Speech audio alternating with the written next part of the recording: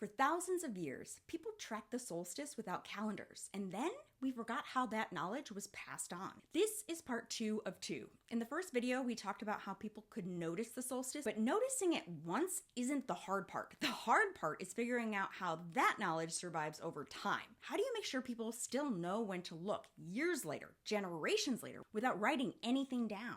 This is where places like Newgrange become really interesting. Newgrange is a stone passage tomb in Ireland that is over 5,000 years old. Older than Stonehenge, older than the freaking pyramids. And on the mornings around the winter solstice, sunlight lines up with the passage and reaches the back chamber. It only happens for a few minutes a day and only for a few days a year. That level of precision tells us something important right away.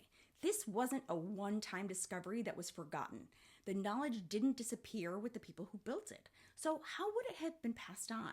It was probably not through abstract explanations or even technical instruction. What is much more likely is through demonstration and repetition. You don't need to explain astronomy if you can show someone where to stand and what to watch. You can say, stand here, watch that spot. When the light reaches that stone, this is the day. In that sense, the solstice itself becomes the lesson. Once a year, the whole community could see it happen. A dark space filling with light at the same moment every year. Children would grow up seeing it. Teenagers would see it again and again. Adults would witness it over and over across their lives. You don't need a theory to learn timing. You learn it by repetition. And this wasn't unique to Ireland. At Stonehenge, the stones line up with the winter solstice sunset. In Chaco Canyon in the American Southwest, light and shadow markers track solar turning points across the year. In the Andes, Intihuatana stones were used to observe the sun's movement and mark when it reached its limits. Different cultures, different landscapes, but they used a very similar solution, which I think is just so cool. Instead of relying on one person's memory, people built places where the sun would do the remembering for them.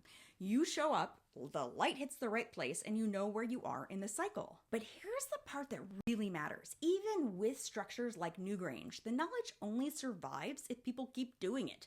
If they keep gathering, if they keep watching, if they keep teaching the next generation where to stand and what to look for. When those social systems change, when the gatherings stop or the roles disappear, meaning can be lost, even if the structure itself remains. Not because the people were mysterious or mystical, but because the chain of transmission eventually broke. So when archaeologists eventually figured out what places like Newgrange were aligned to, they weren't uncovering some secret mystery. They were figuring out what people once knew so well that they built it into stone and then stopped passing it on. The structure was still there.